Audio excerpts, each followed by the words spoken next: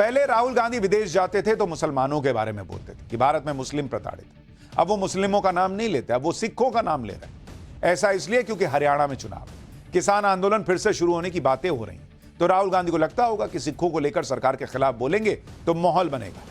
लेकिन यह तो सीधे सीधे झूठ की राजनीति हो, क्योंकि कोई नहीं कह सकता कि सिख प्रताड़ित है। खुद सिख समुदाय राहुल गांधी को जवाब दे रहा है, क्योंकि सच तो यह है कि सिख समुदाय का खुद पीएम कितना सम्मान करते रहे हैं, वक्त वक्त पर वो सिख संगठनों से मिलते रहे हैं, गुरुद्वारे जाते रहे हैं, ये सब ने देखा है। पीएम मोदी ने अपनी कैबिनेट में भी 2 सिखों को जगह दी है, केंद्रीय मंत्री हरदीप पुरी और रवनीत सिंह बिट्टू। पिछले 10 साल में सिख समुदाय के लिए मोदी सरकार ने क्या क्या कदम उठाए हैं आपको याद दिलाता हूं। पाकिस्तान से दुश्मनी होने के बावजूद करतारपुर कॉरिडोर खुलवाया गया। अफगानिस्तान में फंसे सिखों की पूरी हिफाजत के साथ देश लेकर आए। अफगानिस्तान से पवित्र गुरु ग्रंथ साहिब के 3 स्वरूपों को सुरक्षित लाया गया। गुरु गोविंद सिंह के छोटे साहिबजादों की शहादत को याद करने के लिए 26 दिसंबर को वीर बाल दिवस के रूप में घोषित किया। सिख धर्म हो या अन्य धर्म, पीएम मोदी ने हमेशा ही सब धर्मों के प्रति आदर और सम्मान जताया। इसलिए राहुल गांधी के बयान पर बीजेपी भड़की हुई। केंद्रीय मंत्री हरदीप पुरी ने राहुल गांधी को करारा जवाब दिया।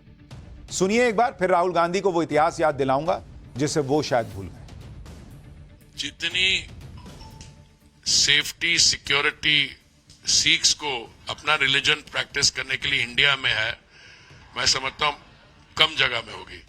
मैं नहीं समझता कि उनको समझ नहीं है, पर वो बाहर जाके गलत और डेंजरस नैरेटिव करते हैं। It's a very very very regrettable thing.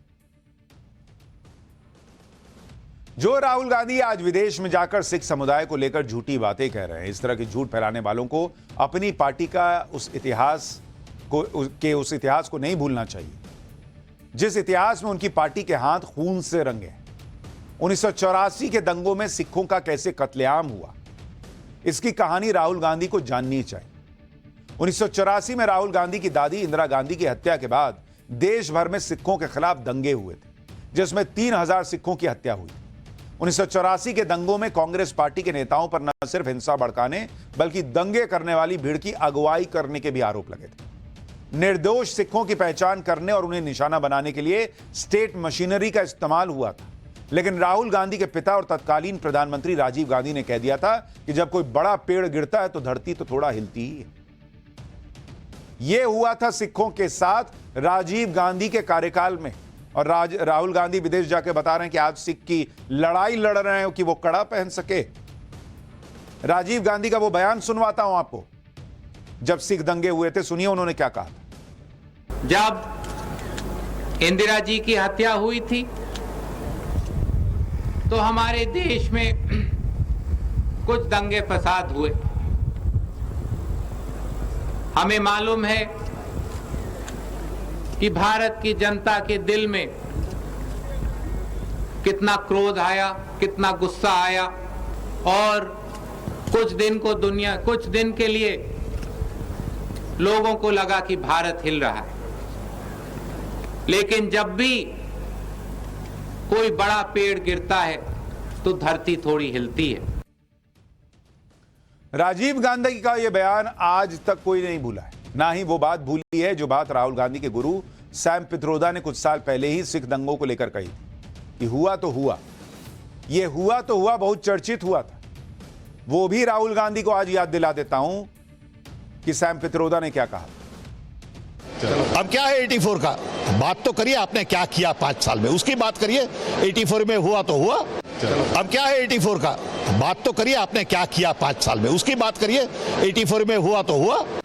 अब यही सैम पित्रोदा विदेश में राहुल गांधी के टूर करवाते हैं, जिससे राहुल गांधी की ब्रांडिंग हो सके। लेकिन सैम पित्रोदा की बातें हों या फिर राहुल गांधी के पिता राजीव गांधी की बातें हों, कोई भूलता नहीं है बॉस। ना ही यह भूलता है कि सिखों का किस तरह से नरसंहार 1984 में कांग्रेस के राज में हुआ था। सुनिए बीजेपी के नेता आरपी सिंह क्या कह रहे हैं। सिख की पगड़ी उतारी जाती थी और कांग्रेस की सरकार के रहते हुए पगड़ी उतारी जाती थी। हर सिख की चेकिंग होती थी और किस प्रकार से दिल्ली के अंदर 3000 सिखों का कत्लेआम किया, पगड़ियां उतारी, केस काटे, दाढ़ियां काटी, उनके ककार निकाले और उसका तेल डालकर, पेट्रोल डालकर और एक स्पेशल कोई वाइट पाउडर डालकर उनको और गले में टायर डालकर उनको चलाया गया। वे ये इस बात को नहीं बताते कि ये उनके रहते हुआ तो उसका, परंतु मेरा राहुल गांधी को चैलेंज है, जो बात वो विदेश में कह रहे हैं सिखों लेकर हिंदुस्तान में कहें और मैं उनके खिलाफ मुकदमा करूंगा, क्योंकि विदेश में जाकर कहने से उनके खिलाफ मुकदमा नहीं बनता। देश में आकर यही बात रिपीट करे ना कि भाजपा ने सिखों की पगड़ियां उतारी या उनके कड़े उतारे, तो मैं उनको वापस ठीक ढंग से कोर्ट के अंदर घसीटूंगा। जिनका ऐसा इतिहास रहा हो वो आज विदेश में बैठकर ऐसे लेक्चर दे रहे हैं जैसे भारत में तो किसी को कोई आजादी नहीं। वो विदेश में बैठकर ऐसा माहौल बना रहे हैं जैसे भारत में सब कुछ बर्बाद कर दिया नरेंद्र मोदी। एक तरफ राहुल गांधी इस तरह की बातें कर रहे हैं, दूसरी तरफ ये भी कहते हैं कि नरेंद्र मोदी से अब कोई डरता नहीं।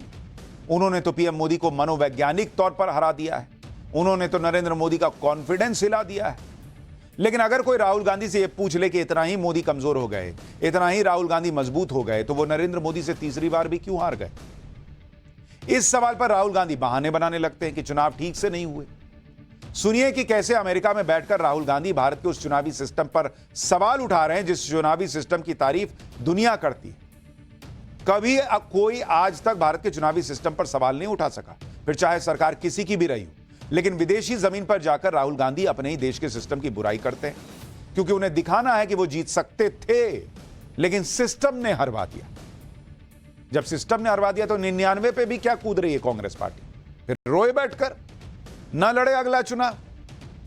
जहां मन छाती पीटेंगे, जहां मन जो है वो अपनी पीठ थपथपाएंगे कि अरे गजब, मोदी का कॉन्फिडेंस तोड़ दिया, 99 ले आए। सुनिए राहुल गांधी ने चुनाव पर क्या कहा अमेरिका में। I don't think the BJP, in a fair election, they were nowhere near 240 seats. No way. I mean, I'd be surprised if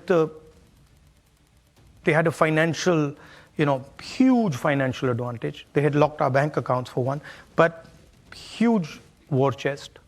The election commission was doing what they wanted. I mean, the entire campaign was structured so Mr. Modi could, do his thing across the country. So I don't view it as a free election at all. I view it as a rather controlled election.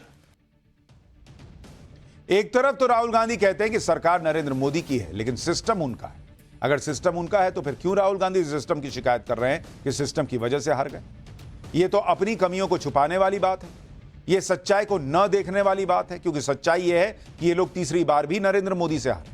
सच ये है कि ये लोग भले ही चुनाव पर सवाल उठाएं, लेकिन इसी सिस्टम से जीतकर वो राज्यों में सरकारें बनाते हैं। अभी हरियाणा में चुनाव हो रहे हैं, जम्मू कश्मीर में चुनाव हो रहा है, तो इसी सिस्टम से चुनाव हो रहा है ना बॉस। और सब इस चुनाव में जुटे हैं, लेकिन चुनाव के बाद अगर जीत गए तो राहुल गांधी हीरो हो जाएंगे, अगर हार गए तो ईवीएम को विलन बनाएंगे, दुनिया भर में जाके कहेंगे कि फेयर इलेक्शन नहीं हुआ। इसलिए मैं कहता हूं कि ये नरेंद्र मोदी की बुराई नहीं, ये देश का अपमान करते हैं। विदेश में जाकर देश की छवि बिगाड़ते हैं कि हमारे यहां तो ढंग से चुनाव भी नहीं हो रहा, हमारे यहां तो आजादी नहीं है। लेकिन जहां तक राहुल गांधी की बात है तो कई बार राहुल गांधी की बातें समझ से बाहर हो जाती। जैसे अमेरिका में किसी ने उनके गठबंधन को इंडी गठबंधन कह दिया, तो राहुल गांधी इस पर नाराज हो गए और कहने लगे कि उनका गठबंधन का नाम इंडिया है, इंडी नहीं है। इस पर सवाल पूछने वाले ने राहुल गांधी को यह कहकर फंसा दिया कि इंडिया में जो लास्ट वाला ए है उसका मतलब क्या है? अलायंस ही ना है। तो फिर ये इंडिया अलायंस कैसे हुआ? इंडिया में लास्ट में ए अलायंस है, तो अलायंस ऑलरेडी लगा हुआ, फिर अलायंस लगेगा, इंडिया अलायंस कि इंडिया अलायंस होगा। तो राहुल गांधी फंस गए। सुनिए वहां, देखिए वहां क्या हुआ। जो इंटरव्यू ले रहा है वो भी हंस गया, हंसने लगा राहुल गांधी की बात सुन। It's not India Alliance. That's a BJP framing. It's India Alliance. What's the last word stand for? What does the A stand Alliance. for at the end? So wouldn't it be redundant to say India No, Alliance? it's not. Because it's not. Because the whole idea of the alliance was to put across to the people of India that India is being attacked.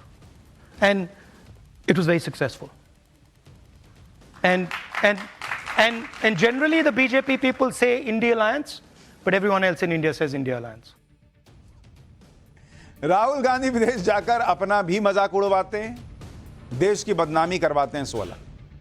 लेकिन राहुल गांधी को कोई टोकता नहीं, क्योंकि वो ecosystem के उस एजेंडे को आगे बढ़ाते हैं जिस एजेंडे के टारगेट पर नरेंद्र मोदी